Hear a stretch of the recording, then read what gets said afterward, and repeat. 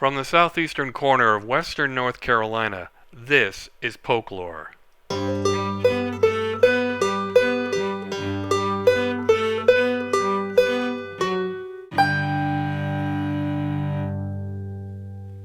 I'm your host, James Hernishin.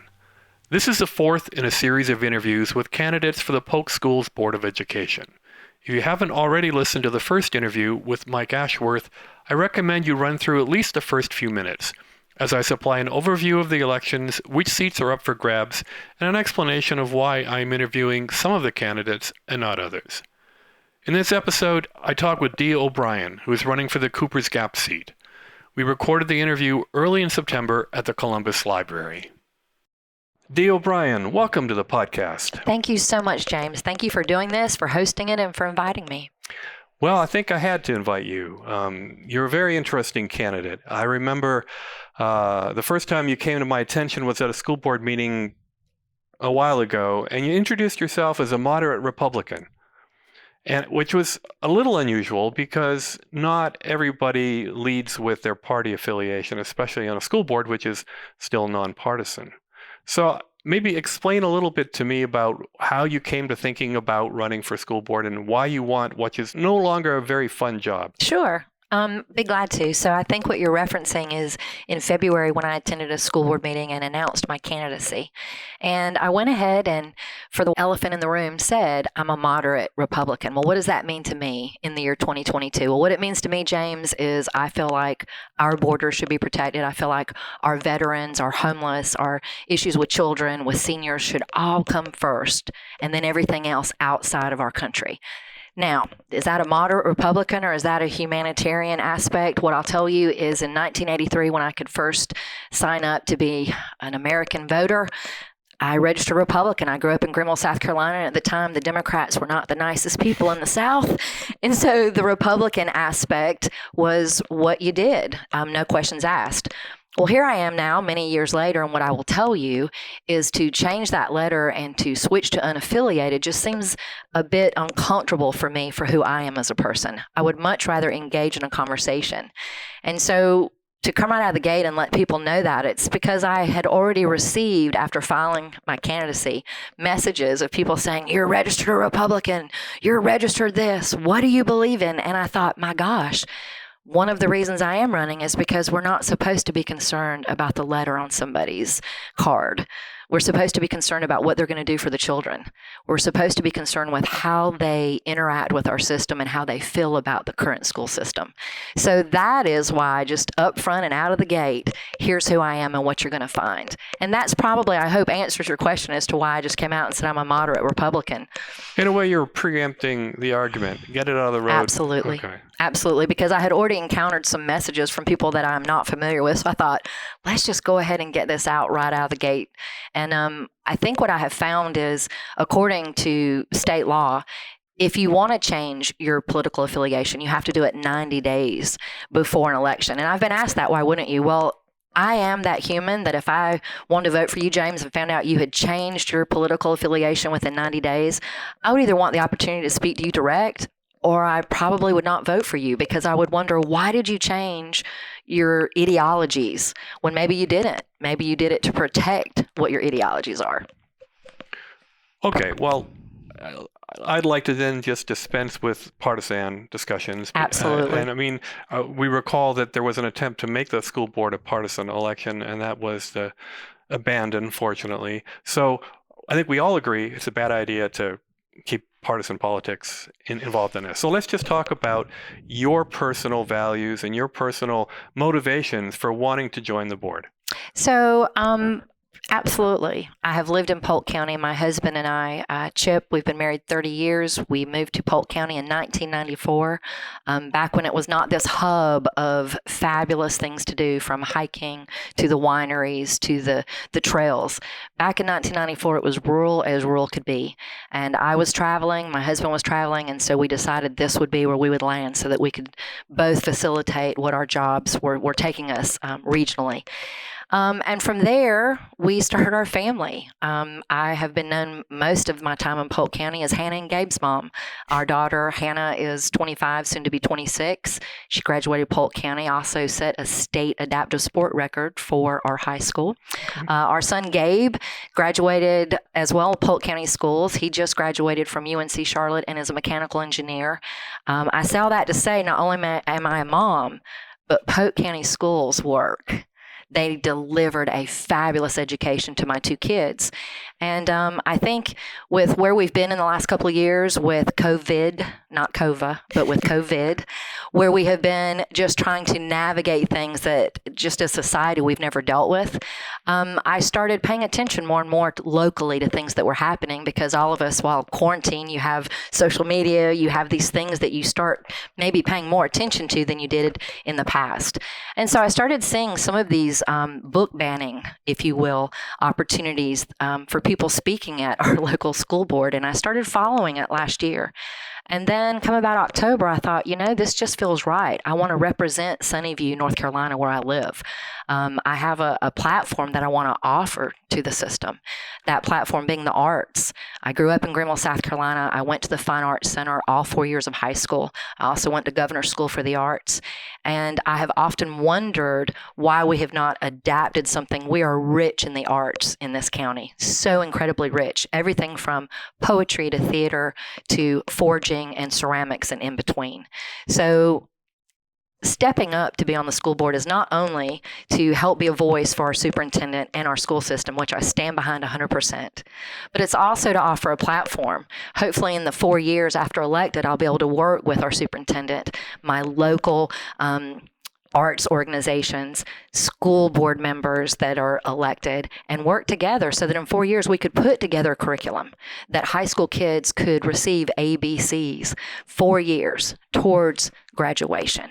Does that change your life? Well, it changed mine. I grew up in a home, a product of divorce, to a drug-addicted mother. I was very good in school, but had more at home to deal with than I did during the day. So the arts and having an opportunity to do something, and I give that all to educators, to teachers, because teachers are what took an interest and said, we don't know what's going on out here, but while you're here, you're doing great, you're bright, you have merit, let's encourage you. And then I was kind of guided towards the fine arts aspect of things. And so, to pull that all back to the question, I'm running for school board to represent a system that was very, very good for both of my children, and I believe super serves other children. And I want to offer an opportunity for us to bring the arts in. Not everybody is the vision that you have in your mind of a good home and a good student and a good family. Everybody has a different vision. We don't all have a white picket fence. So there's kids in our county that need support. They need to know that there's opportunities for them to fit in and to be productive. That's why I'm also running. I support each and every kid in our system. This brings up an interesting issue which I've been struggling with. When I look at the campaign platforms or the statements that some of the candidates make, everybody says they love our schools, but some people want to change it more than others. And it sounds to me like you're not really trying to change the fundamentals. You would like to focus maybe on expanding opportunities for artistic pursuits within the school system. But you're not saying we're doing a whole bunch of things wrong. No. And, I think it's important to point out that I met with our school superintendent last October before I ever filed in December to run for this. And I think it's important to point out that school board members, their job collectively is to almost be the human resources, if you will, for the superintendent. Their collective job is not to change policy. Their collective job is not to introduce new and different things into the curriculum. Their job is to support the superintendent. Their job is to be there representing each and every district in our county so that if the superintendent comes to them and says, we have an issue and we need input and we need to discuss it, that you have an opportunity for everybody to come together for what would be best for the system, for the child, for the teacher, for the parents. That, I think, is really important. And I don't know that anybody talks about that. I think there are some candidates that think if they're elected that they have more input and control than the superintendent. And that's just not how it's set up. Not just here, but nationally. That's not how it's set up. Well, the superintendent would argue that he serves the board. The board is his employer, effectively. But what you're saying is the board isn't there to make policy so much as to provide the staff, the superintendent and his staff, with the community input that it needs in order to implement the policies that are largely determined by the state. Without doubt. Our system has been 20 plus years in the making. It didn't just happen 2 years ago. It didn't just happen 5 years ago. We moved here when Susan McHugh was our superintendent. And then it was passed off to Bill Miller. Then it was passed off to Aaron Green. I can only imagine the next pass off. So when you look at those terms and those years invested, you have to know that these gentlemen and women are vested in our children's education. They're not doing it for any other reason. And every single year there's been movement of forward movement so that it just gets better and better. And we need to remember that. The old saying, it just takes one bad apple to make a whole batch go crazy. I think that's kind of what we're dealing with. We've had some people that have, for whatever reason, been able to speak at our school board meetings in ways that maybe cause fear, maybe cause questions.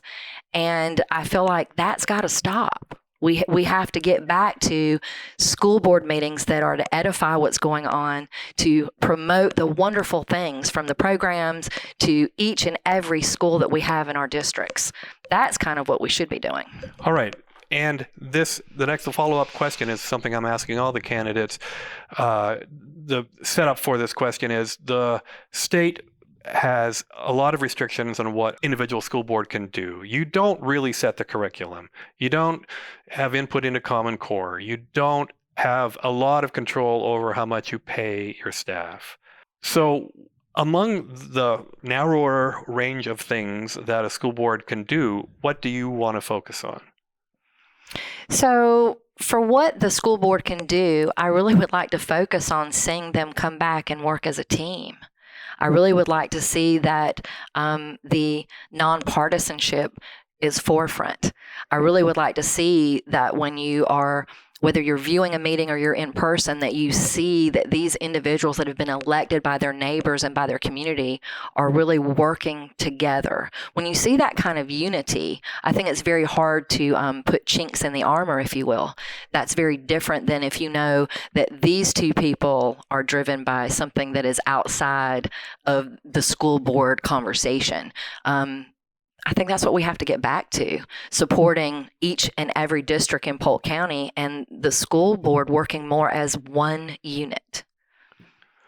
I also think that there should be an opportunity moving forward that if you speak at a school board meeting and you're from Saluda, I think after you speak, there should be a 1-minute opportunity for your Saluda representative to say to you, James, heard you, I will find out and get back to you. Or, James, we've already discussed this, it's this, and move forward. I think without that opportunity for the school board members to engage with the community that put them in those positions, I do sometimes think it makes it feel very one-sided, like there's not a full opportunity to work as a team. A lot of the candidates, at least the ones I've talked to so far, have mentioned this specific issue of how the community as a whole should interact with the board. And if you go to a school board meeting, which is largely a business meeting, dealing with the minutiae of administrative details, and people will fall asleep if they're not careful. And then at the very end, there's an opportunity for public input. The board sits there and listens, and then they go into closed session for their personnel matters. And there's no back and forth. And maybe a school board meeting is not the appropriate venue for that kind of back and forth. So do you want to make a more flexible, interactive element of the school board meeting? Or should there be maybe, I don't know, quarterly forums where people get up and talk and have conversation? So I think that quarterly forums are absolutely something that you can introduce. But for me as a parent, I know that when my kids were in the bump and grind of the school year, that's the last thing on your mind. If you have something that you need to address, you normally call the teacher. If you're not able to address it with the teacher, then you go to the next level, call the assistant principal. If that doesn't work, then you're going to call the principal. So for me, rather than have quarterly, opportunities, I would rather see that. I think right now we have 30 minutes. I think it's 3 minutes and they offer 10 people. I would say increase that by 10 more minutes, just 10 more minutes a meeting. I also think that there needs to be a real vetting system for who speaks at our school board meetings. I think if you don't live in the county, perhaps you don't get to speak. Unless you're invited in for some particular reason. I think if you don't have kids in the school, there's a lot of things that I think the board needs to work on to address who gets to speak at these meetings. It's a pretty tricky thing, though, because my understanding of the purpose of public education is it doesn't just serve families with kids. It serves society as a whole, because Absolutely. we're much better off with an educated population who shares a common understanding of history and culture. And so saying you don't have kids in the school, we don't want to hear from you this week, that's probably not going to fly. Not fly, but I don't think that individual should get the same 3 minutes that perhaps a parent that really has some issues that they want to bring forefront for the entire community to hear. Okay. For me, I think that person is a little bit more important than somebody that doesn't live here, that doesn't have kids perhaps currently in the system. It gets back to having communication. I would hope that if there are parents within districts that have questions, that they're utilizing email, that they're utilizing the opportunities to communicate with their school board representative. If not, and they're using a school board meeting to speak to bring that to light, it just gets into a whole nother issue of, as you said, back and forth. And I think the way to keep it from being back and forth is to make it more positive. You're speaking, perhaps you have a question that your district representative really could answer for you, or could at least acknowledge you and say, heard, I'll get back to you. I just think that's important. Well, it certainly sounds like representative democracy. But again, maybe the school boards, they've flown under the radar for so long. I think until COVID came along, It's true. There wasn't a lot to complain about with Polk schools. And one of the reasons I have a son in this community is because the schools are so darn good. I wanted to take advantage of them. They are. But then along came COVID, and suddenly there was a coordinated, at some level, attempt to thwart the needed response of the schools to the COVID crisis. Without doubt. I think that, you just have to call it what it is. Whenever a group of people politically feel that their narrative or that their agenda or that their feelings are more important than anybody else's in the room, you're going to have an issue. It's public school. It's not private. I went to parochial school up until the 5th grade. Okay. That's private. Yeah. I finished in public school, so I most definitely know the difference. And I often feel that we just need to call it what it is. It's people that have political agendas watering it down to a school board issue when really it's not a school board issue. It's a political agenda. It's a narrative that has no business in our meetings, and it has no business in our communities whatsoever. That's another reason I'm running. I think we have to get back to Polk County and the wonderful things that our school system brings to the table for each and every student. And again, as a parent, anytime I had an issue that I didn't feel like I could get the satisfaction needed, all the way up to the superintendent, the communication was open. So anybody that says that there's not fluid communication and that you don't have an opportunity as a parent to speak to somebody about what books your child reads, what projects they're involved in, then they obviously are not in the same Polk County school system that I believe the rest of us are having the same experience with, because I have never, ever not been able to pick up the phone and call somebody and have a communication. And that's really what we should be doing, period, is communicating. That brings us to the other issue I wanted to talk about, which is how we deal with challenges to the reading material in our schools. Because whether you like it or not, that's become one of the most important issues. And this particular school board doesn't have a great record over the last year of dealing with. We've been kind of stumbling towards a solution. In the past, nobody was challenging these things. I mean, I talked with a veteran member of the school board who said until a couple of years ago, there was never a challenge in his memory to any books in the school libraries. So I have to tell you, before I ever filed to run as a candidate, I started going on social media and just searching and pulling away layers until I personally found one of the individuals that's part of the book banning group in Polk County in a group that's in Utah, and with my own eyes see, can you please give me the list of books that we should have? So I have to tell you, for me, when I saw that, I had to step back and say, wait a minute. So the individuals that are challenging books in our system are not challenging them because they've read them. They're not challenging them because they've gone in and seen them. They're over here on social media in another group asking for direction. That was my first red flag for what's really going on with the book banning issues. I am not for banning books. I don't know how anybody could. It gets back to, this is my opinion, parenting.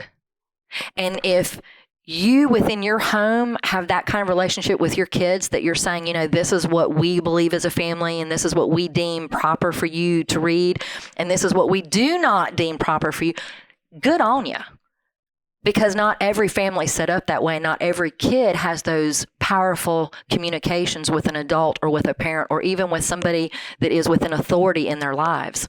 So when you start thinking that you can pick the book that nobody else's kid gets to read, it makes me step back and say, shouldn't your kids be the ones we're not worried about because you have the open dialogue about what you don't want them to read? Shouldn't that be enough? But apparently it isn't. I am not for banning books whatsoever. Never have been, never will be. And I have to tell you, a native to Polk County, and she is a friend of mine, but a native here, grew up here. She shared with me, she's in her 50s, and she shared with me that growing up in Polk County with her father, that there were words that were used that she never, ever thought were anything other than apple or car. Very just mundane words. She said it wasn't until she read To Kill a Mockingbird that she saw this particular word. And not only did she see how offensive the word was, but the book showed her how offensive the word was. To the point that it changed not only the fact that she doesn't use the word, but in her mind as a youth, she was able to go into her home and still love her mom and dad, but understand that some things that are okay here are really not okay over here. That's a powerful story. That's coming from somebody that grew up here in Polk County that was able to read a book that we all know was supposed to be banned, To Kill a Mockingbird. What a beautiful story of humanity, showing that it's not always judging your neighbor. Sometimes it's stepping back and really looking at what's going on, to be fair. So, this book banning situation for me, I'd love to say that it's organic and that it came from one Polk County parent, but I don't believe that. I believe it's a national narrative and that certain people have latched onto it. And I think it's heinous that it's entered into our county and that it's entered into our neighborhood, into the way that we interact with each other. Why do you think some folks in Polk County have latched onto that national narrative? Why are they running with it? I think that, from the beginning of time, there's a left and there's a right. And I think that when you're on the right, you think you're the right. And when you're on the left, you think you're the right. And I think that what we have to realize in 2022 and what we should be teaching our kids is that pass and repass. Not everybody believes like you do, but the respect that you should give another human, we all should have the same bar for that. Pass and repass. If you don't have the same faith as I do, that's okay. If you don't read the same books I do, that is okay. That's what makes the world interesting, doesn't it? When we start deciding that one specific group can tell people how to dress, how to act, how to speak, well, that sounds very much like a private school and a private institution to me. It doesn't sound like public education. Well, it certainly doesn't. I mean, one of the reasons we're having this discussion is because I believe strongly in public education. And obviously, anyone who wants to serve on a school board should believe in the power of public education. And I think the current board members all believe in public education. Without doubt. Right. So, but what are your thoughts on how the current board has handled the book banning campaign? So I think much, how we've all handled COVID, not COVA, I think that you have to realize we're all people. And so the school board, I do think there's some areas they could have been a little stronger. But if you've not had to have that strength because you've never encountered the situation, it's a learning opportunity. I think that the last school board meeting was extremely positive. Well, yeah, I saw you there. It was like they used to be. And you sat through the working session, right? And so they talked about how instead of just pulling every book that's being challenged off the shelf, they're going to switch to a one-by-one approach. Does that work for you? Again, I feel like the entire situation has been placed because of a group of people that latched onto a narrative that really doesn't impact us. I think it's important to point out that some of the very people that want to ban the books were invited to be on those committees. They were invited to sit and to read the books, and they said no. That, for me, was the first red flag. What are we really doing? Because I have to tell you, if I was so passionate that I would stand up and malign the name of a superintendent, malign the name of my fellow school board members, I would be just as passionate to take that position on that committee to make sure I could oversee whatever it is that I'm so fearful of. So at the end of the day, there are ways for parents to make sure their kids do not read books. And those policies have been in our system for years and years and years. And I think that more than anything, it's sad that we don't continue to remind the community.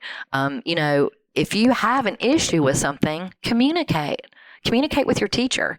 And from there, just follow that line until you get what you feel is a solution to the problem that you're having. That's what we should be doing, working together.